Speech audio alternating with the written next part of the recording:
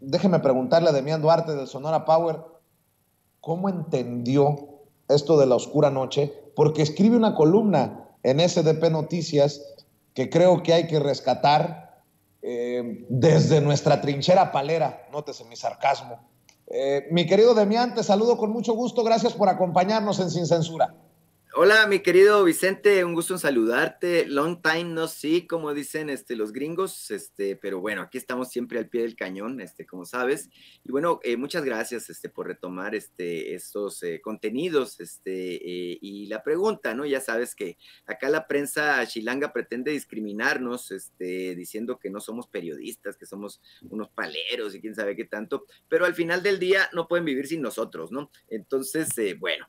Nosotros aquí estamos muy contentos siempre con nuestro trabajo y con nuestros resultados, ¿verdad? Que es lo que importa al final de cuentas. Oye, fíjate que atendiendo a tu pregunta, creo que la manifestación muy lacónica que hace Adán Augusto López Hernández es justamente la respuesta que se merecía a Marco Cortés. ¿Cómo puede ser alguien tan cínico como el dirigente nacional del PAN y decir, atribuirle al gobierno de la peor etapa, la más sangrienta que se ha padecido en este país en términos de lo que es esta guerra manifiesta contra algunos grupos del crimen organizado que declaró Felipe Calderón, y todavía decir con una añoranza que este gobierno tiene la culpa de la violencia porque desapareció a la corrompida, Policía Federal, ¿no? Es decir, uno dice, ¿qué pasó? ¿Qué estoy oyendo? Yo el video lo escuché el domingo, soy sincero, venía en un trayecto de Tequisquiapan a la Ciudad de México, aquí en Querétaro, y el asunto es que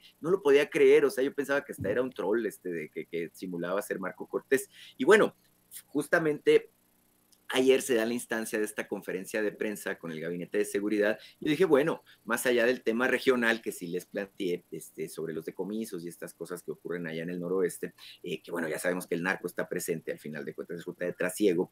Bueno, pues sí, quise aprovechar la oportunidad para ponerle la jiribilla política y decirle a Dan Augusto, oiga, pues ¿cómo la ve? Y bueno, pues Adán Augusto también como buen aficionado al béisbol aprovechó para meterle tremendo batazo entre ceja y oreja al dirigente nacional del PAN, ¿no? Es decir, simplemente con eso le extraña la oscura noche del Calderonato. Bueno, creo que con eso lo dijo todo. Y sí, agradezco yo a SDP Noticias, a Federico Arriola en particular y también a mi gran amigo Eduardo Esquivel, la apertura, ¿no? Ya tenemos un año ahí como columnista, colaborador, y bueno, en esta ocasión hablo y me cuestiono y lanzo varias preguntas al aire sobre el Oye, tema de la Demián, inseguridad. Sí, Demián, perdón por interrumpirte porque quiero sí, sí. plantearte esto. Vaya que si queda claro que hay dos visiones de México. Te pongo como ejemplo, discúlpame, pero me llamó mucho la atención porque acabo de leer hace rato, aquí en Sin Censura, la columna o parte de las declaraciones de lo que escribe en la Dolce Vele Anabel Hernández. Y leo lo que escribes tú. Anabel Hernández, y lo voy a decir así con todas sus letras. Anabel Hernández escribe: una fuente de información muy cercana a Palacio Nacional y que ha sido muy precisa en consultas anteriores, me explicó una de las que yo llamaría una de las primeras hipótesis de la violencia coordinada, en referencia a lo ocurrido en Baja California, en Jalisco, en Guanajuato, en Chihuahua.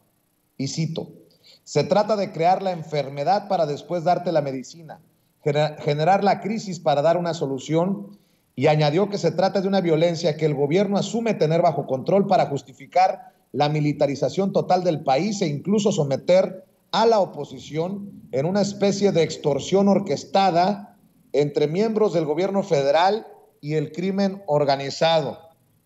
Dime tú, si esto no suena a lo que criticó ayer el presidente, el tuit de Ricardo Alemán, que culpaba directamente, al presidente, querido Damián, de, de la violencia. Y estoy retomando ahora lo que tú publicas. Ya vimos Ya entendimos esa visión, la de Anabel Hernández, la de Ricardo Alemán. Pobre Anabel, ¿a qué niveles cayó para que la estemos metiendo en el mismo saco de Ricardo Alemán? Y tú preguntas, crisis de inseguridad, repentina inseguridad, brotes de violencia en Chihuahua y en Baja California, situaciones fuertes en Guanajuato, Michoacán y Jalisco, muchos efectismo, mucho despliegue mediático, amarillismo y sensacionalismo en los medios. ¿Cuál es el fin? La pregunta la lanzo al aire porque pareciera ser para presentar la idea de que el país vive en la inestabilidad y en el caos. Pero la realidad es así. Por supuesto, cada cual hablará por su entorno, por su realidad, y vamos, creo, que afirmar que México entero arde en la violencia y la inseguridad es realmente mentir y exagerar. Mentir y exagerar decir que México entero arde en la violencia y la inseguridad. Por eso te digo que queda claro que hay dos visiones. Y yo comparto la tuya. Nos dirán, por algo son paleros, por algo no son verdaderos periodistas. Los verdaderos periodistas son Ricardo Alemán y Anabel Hernández. Mi querido Demián, de ahí nos vamos. Ahora sí, descósete. Bueno, mira, es que el asunto tiene que ver, y así lo planteo yo en la columna, con el entorno donde uno vive, y mira, Hermosillo, que es la ciudad donde yo habito, pues es una ciudad que es considerada de las ciudades prioritarias, ¿no? En términos de la incidencia delictiva. Sin embargo, no es verdad que los hermosillenses estemos tirados pecho a tierra de manera constante, como no es verdad que tampoco en Guaymas o en Cajeme o en Nogales, por hablar de Sonora, todo mundo viva con el Jesús en la boca, pues, como lo plantean en estos casos. Y me refiero a los casos de Tijuana y Ciudad Juárez, donde hubieron incidentes serios, ¿no? Tampoco hay que minimizar las cosas. Lo de Ciudad Juárez estuvo muy grave, hubo 11 muertos. En Tijuana, afortunadamente, no hubo muertos relacionados con esta situación, pero sí, obviamente, la gente preocupada, mortificada, tendieron momentáneamente, pues, a mejor no salir de sus casas, no fuera a ser. Ambas ciudades, Vicente, si no me falla la memoria, fueron escenarios no hace muchos años de cruentas guerras, ¿no? Descarnadas guerras del crimen organizado por el control de las plazas. En su tiempo, el cártel de Sinaloa le hizo la guerra a los Arellano Félix. En su tiempo también el cártel de Sinaloa le hizo la guerra al cártel de Juárez. Ambas confrontaciones las ganaron los de Sinaloa. Eso al final de cuentas es historia de la narcopolítica mexicana del pasado no muy lejano. Sin embargo, las comunidades de ambas ciudades tienen muy presente lo que ocurrió. Creo que en ambos casos te pueden decir que con mucho la paz que se ha logrado hoy es una situación que marca un giro de 180 grados respecto a cómo estuvieron en el pasado. Ahora, no minimizo el tema. En Sonora se tuvo, por ejemplo, un caso cercano, se tuvo que prácticamente cercar y sectorizar Cajeme para lograr acabar y abatir la incidencia delictiva. Se aprendió a más de 300 malandros que estaban asolando la ciudad y finalmente lo lograron. Ahora, el problema es que la violencia se nos trasladó a la región de Guaymas y Empalme. Yo espero que pronto haya un resultado. México es un país demasiado grande, Vicente, demasiado rico y demasiado variado como para pretender que México entero está en manos de la delincuencia, como para pretender que el gobierno no tiene control y no tiene gobernabilidad. Me llama la atención expresiones de amigas nuestras como la senadora Lili Telles, por ejemplo, y obviamente lo digo con todo el sarcasmo, que hasta se burla, pues, del presidente y dice que va a organizar tertulias con café y va a dar ruedas de prensa mañaneras también los sábados. Yo le respondo a Lili Telles, no te equivoques, Lili, el asunto es muy simple.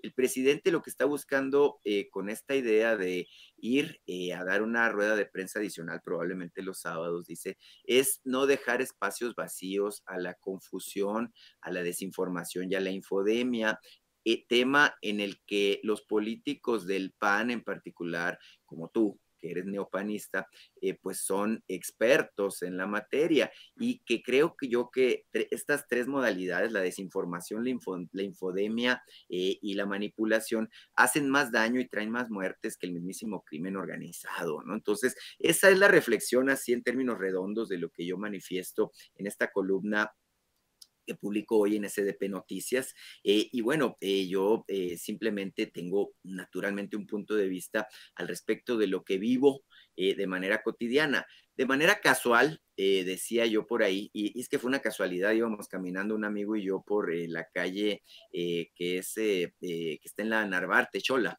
íbamos caminando por Xola, y me topé yo a un académico de la UAM, un sociólogo, que me abordó y me dijo, oye, tú eres Demián Duarte, ¿verdad?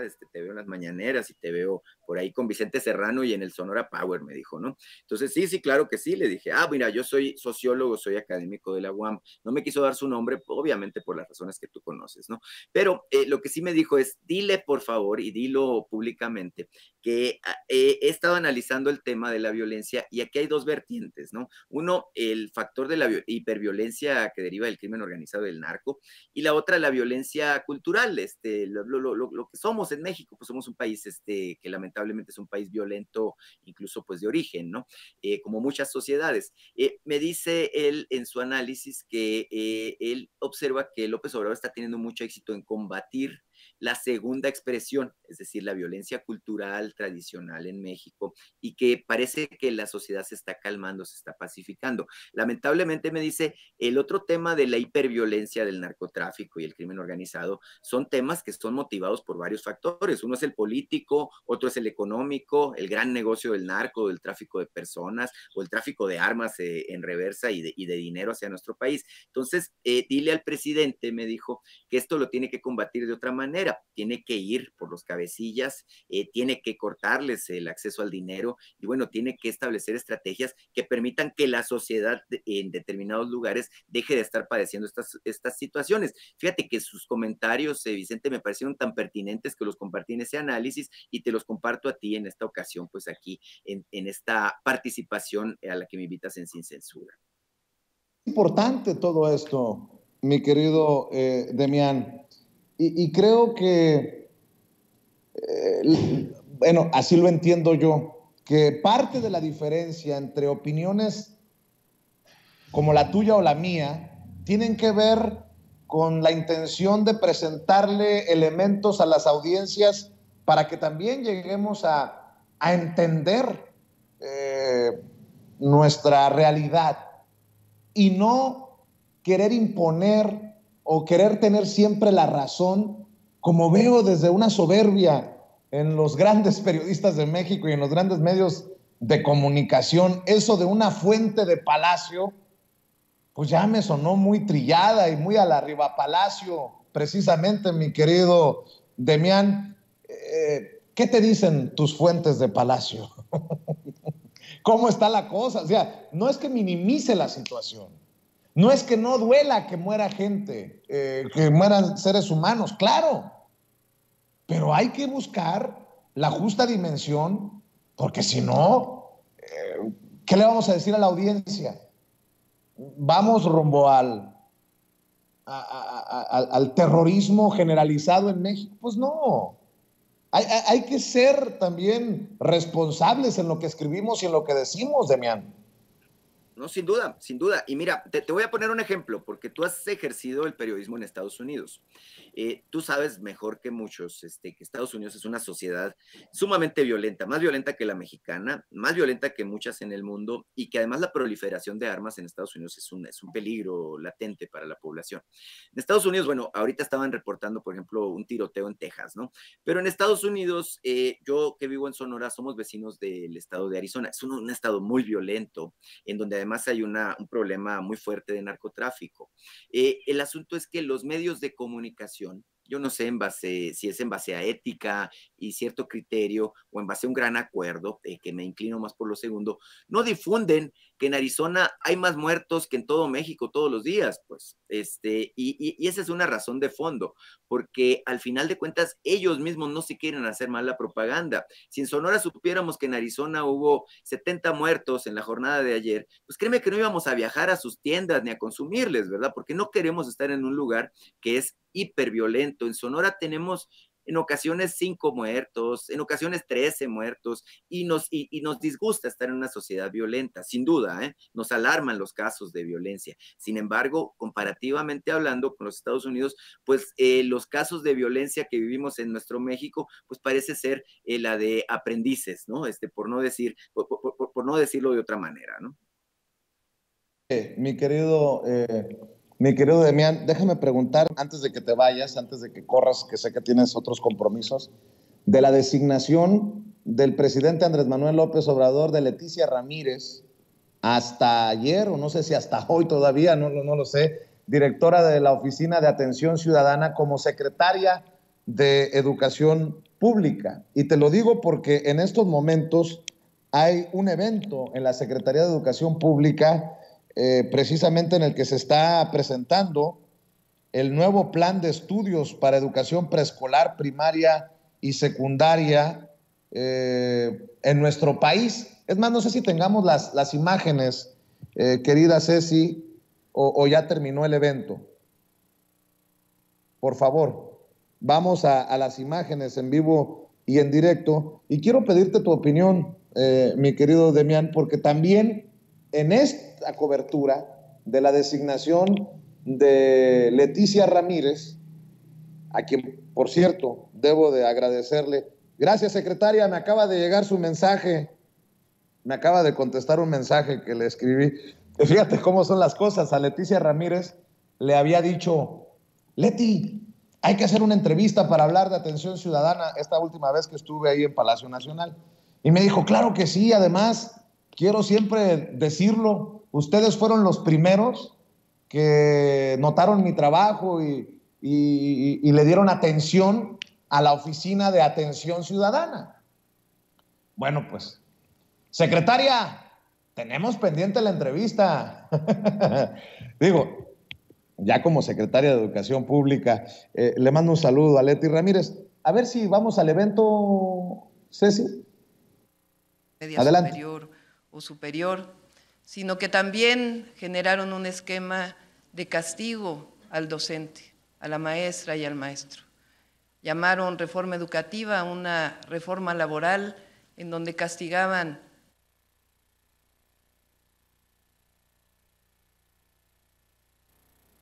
Bueno, por alguna razón, creo que es la transmisión de origen de la Secretaría de Educación Pública en la participación de Claudia Sheinbaum, la jefa de gobierno de la Ciudad de México. Vamos a ver si podemos restablecer precisamente la conexión con la transmisión en vivo y en directo de este evento en la Secretaría de Educación Pública. Escuchábamos a la jefa de gobierno hacer referencia crítica de cómo manejaron la educación en el sexenio anterior de Enrique Peña Nieto. ¿Los tenemos, Ceci? Dedicamos a la educación durante muchos años y luchamos por la educación pública, escuchar las palabras de quienes han sido parte integrante de la formación de este modelo. Cuando oímos hablar de educación y escuchar y reconocimiento de la diversidad, fortalecer la escuela y el salón de clase como un espacio donde se aprenden valores, habilidades y saberes, pero también donde se reconocen los derechos de las niñas y de los niños y los adolescentes, como sujetos activos que fomentan la solidaridad frente al individualismo, la democracia, donde se habla de conocimientos, de saberes, de formación de valores a través de la participación, de la ética, de la naturaleza y de la sociedad, del humano y lo comunitario, donde se habla de la participación y donde se habla también del derecho de las niñas y los niños, los adolescentes, a jugar y a reír. Es la construcción de la educación como centro de la transformación. Es la transmisión del conocimiento y saberes, pero no solamente eso, que quizá más allá y que se encuentra en cualquier centro educativo, sino realmente la formación de niños y niñas felices. Bueno, sí tenemos problemas con la conexión, la transmisión que hace en redes la Secretaría de Educación Pública. Escuchábamos y veíamos a Claudia Sheinbaum. Vamos a rescatar para ustedes las palabras de la jefa de gobierno, las palabras de Delfina Gómez, de Leticia Ramírez, Delfina Gómez que deja el puesto, Leticia Ramírez que asume la Secretaría de Educación Pública. ¿Y por qué menciono este caso? Y se lo quiero preguntar a Demián. Porque percibo un gran clasismo, una gran discriminación, algunos diríamos que hasta misoginia de algunos personajes desde los medios de comunicación al referirse a Delfina Gómez y a Leticia Ramírez. A Leticia tampoco se la van a perdonar. Para aquellos que gritan censura, para aquellos que gritan que el presidente Andrés Manuel López Obrador es un peligro para la libertad de expresión y la libertad de prensa, quiero que retomemos unos minutos de la transmisión de Canal 11. Canal 11. Ojo, pero hay censura y hay peligro para las libertades en nuestro país. Canal 11. Ahí están María Amparo Casar, la presidenta de Mexicanos contra la Corrupción y la Impunidad, y una de las críticas más constantes del presidente, y Leonardo Curcio, otro crítico del presidente. Pero escucha a Leonardo Curcio cómo se refiere a Leticia Ramírez, cómo se refiere a este proceso. Creo que con una gran discriminación, insisto, puede hasta considerarse misoginia. Microscopio a los dos temas que han dicho ustedes. O sea, que el presidente confíe en un círculo amplio con el que ha gobernado, supone que está reclutando a técnicos. Se ha nombrado a Enrique Semos, secretario de Educación, a Luciano Concheiro. Entonces, bueno, son gente del presidente, pero tienen credenciales para hacerlo. En este caso va y recluta entre los que lo ayudan, o sea, entre mi oficina directamente. Dice, a ver, este señor Villegas que me ayudaba se va de embajador a Rusia. Esta señora que me atendía las llamadas se va de secretaria de Educación. O sea, yo no digo que nombre a María Amparo Casar secretaria de Educación o a Carlos Elizondo. No tendría la competencia. No te digo, no, bueno, es un decir, no, pero podría decir, oye, ¿por qué no nombra a quienes están? Claro. Podría nombrar a muchos de la 4T que lo han acompañado y que tienen competencia técnica y un proyecto político. Y aquí el nombramiento es, chicos, me tienen decepcionados. A mí los únicos que me gustan son los militares y los que están cerca de mí. De todos los demás tengo una pésima opinión. Esa es la lectura externa que yo tengo con esos nombramientos. Pues yo pongo el microscopio.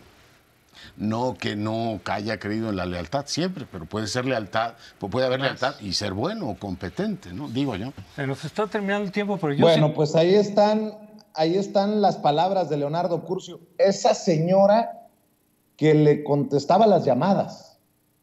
Yo lo último que supe fue que Leticia Ramírez era la directora de la Oficina de Atención Ciudadana, una de las oficinas más importantes para el gobierno de la Cuarta Transformación, porque es el del contacto con el pueblo, con la gente.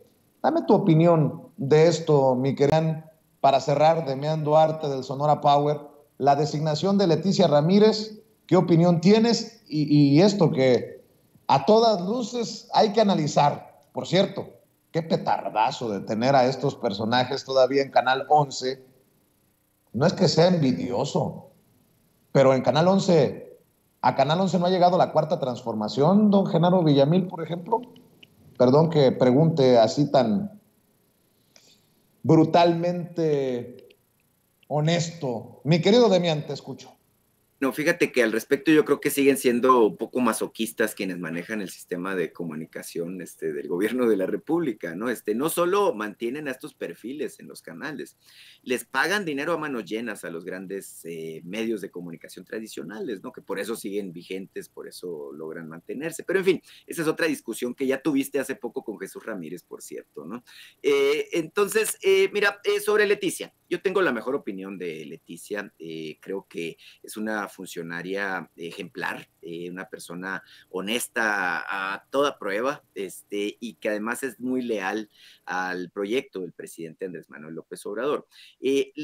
Fíjate que lejos de disgustarme a mí el hecho de que sea maestra de aula, de que haya sido integrante y dirigente de la sección 9 del CENTE, y que además haya participado de manera activa en la CENTE, en la Coordinadora Nacional de Trabajadores de la Educación, creo que eso es lo que le da un perfil de entendimiento claro de qué es lo que se necesita ella es un perfil de lucha, ella es un perfil que tiene abierto contacto con el ciudadano. Esto que tú dijiste, Vicente, de que la Dirección de Atención Ciudadana, aunque sea una direccioncita, como la ven muchos, es una de las áreas más importantes de la estructura del gobierno de Andrés Manuel López Obrador, justamente porque este es un gobierno distinto, es un gobierno enfocado y volcado al ciudadano. A mí me consta, a ti te consta la multitud de situaciones que se le han expuesto. Yo personalmente le he llevado decenas de casos a la misma Leticia Ramírez en su papel como directora de Atención Ciudadana, y la respuesta es inmediata, y la gente realmente reacciona agradecida, justamente porque nunca antes en ningún otro gobierno se les dio este nivel de atención a sus necesidades, a sus quejas y a sus situaciones personales o grupales. El asunto es que discriminan a Leticia por no tener un doctorado en Harvard, por no ser egresada de esas confraternidades de grandes intelectuales. Pero mira, ya estamos acostumbrados, creo, Vicente. Tú y yo somos sonorenses, ¿verdad? Tú de Navojoa, yo de Hermosillo. Incluso allá a nivel Sonora tenemos diferencias regionales, ¿no? Los sonorenses, siendo un estado tan vasto. Pero nos ocurre un fenómeno muy curioso cuando venimos aquí al altiplano, a la gran Ciudad de México. Y es que padecemos esta situación incluso hasta graciosa de que luego nos discriminan a nosotros aquí, pues, ¿no? Entonces tú dices, oye, pues qué curioso, ¿no? Nos discriminan por cómo hablamos, nos discriminan por provincianos, nos tachan, nos tildan de ignorantes, de pueblerinos, de lo que tú quieras, ¿no? Pero es simplemente, creo yo, y persisto en esta idea, ¿no? Número uno, el temor a lo desconocido. En este caso creo que Leticia padece de lo mismo. Y por otra parte, pues obviamente que es la envidia profunda que es manifiesta en nuestros colegas de los otros medios, y que en este caso, bueno, la gran comunidad intelectual le avienta por delante a Leticia Ramírez, que a mí me parece, Leti Ramírez Amaya, el mejor perfil que el presidente pudo escoger. Ahora te voy a presumir algo. Vicente, yo le dije a Leticia el jueves pasado que yo consideraba que ella debería ser nombrada secretaria de Educación, y ella volteó muy sonriente y me dijo, ay, pues ojalá tu voz se escuche, me dice, ¿no? Y yo le dije, bueno, mira, Leti, le dije, si mi voz fuera la determinante, tú en este momento ya serías la secretaria de Educación. Vaya, yo no dije nada, pero el presidente al parecer nos escuchó en nuestro pequeño diálogo, ¿verdad? Porque este lunes fue nombrada la nueva titular de la Secretaría de Educación, un gran nombramiento que creo que nos puede poner a la expectativa de que ocurran grandes cosas en la SEP. Ay, mi querido Demián, no hagas esos comentarios, por favor. Los de afuera van a decir, ya ven que sí son paleros, y ya ven que sí. Y los de adentro van a decir, uy, se les subieron los humos. Ya ven cómo se creen mucho. En fin, nótese mi sarcasmo, mi querido Demián Duarte. Oye, Demián, pues te mando un abrazote. Cuídate mucho, y hay que cerrar invitando a la gente para que le ponga power al Sonora Power. Ahí los invito a que se suscriban al Sonora Power. Si a ustedes no les gusta el YouTube, y que yo sé que aquí te ven en YouTube, y nos pueden seguir también en Facebook y en Twitter, nada más pónganle ahí hashtag Sonora Power y de inmediato nos encuentran. Ahí estamos. Vienen sorpresas, luego te platico con calma, Vicente, pero vamos a empezar un programa de radio, en televisión, en radio comercial allá en Hermosillo, ¿tú crees? Nos están abriendo puertas, a pesar de que acá en la Ciudad de México, pues los colegas de los medios tradicionales, pues nos sacan la lengua, ¿no? Así que bueno, no, dicen que es por bonito, ¿no? Iba a decir una grosería, pero sé que Nancy Flores ya está esperando en línea, y Ceci luego se enoja conmigo, y mi mamá está al pendiente del programa, mi querido Demián, pero tú échale muchas ganas, y tú sabes que cuentas con el apoyo desde esta trinchera para informar a la gente de tus esfuerzos. Aquí estamos al pendiente de lo que haces. Éxito, mi querido Demián. Claro que sí, estamos al pendiente, mi querido Vicente, y estamos en contacto, ya sabes, el Sonora Power, y sin censura, pues hacemos la mezcla, la mezcla sonorense perfecta, ¿no? Así que desde acá, desde la Ciudad de México, donde estoy, de hecho, te saludo afectuosamente. Gracias, mi querido Demián, un abrazo. Demián Duarte del Sonora Power, hablando con nosotros sin censura de la oscura noche, el madrazo que le puso a Dan Augusto López Hernández, secretario de Gobernación, a Felipe Calderón y a Marco Cortés, ante planteamiento precisamente de Demián Duarte.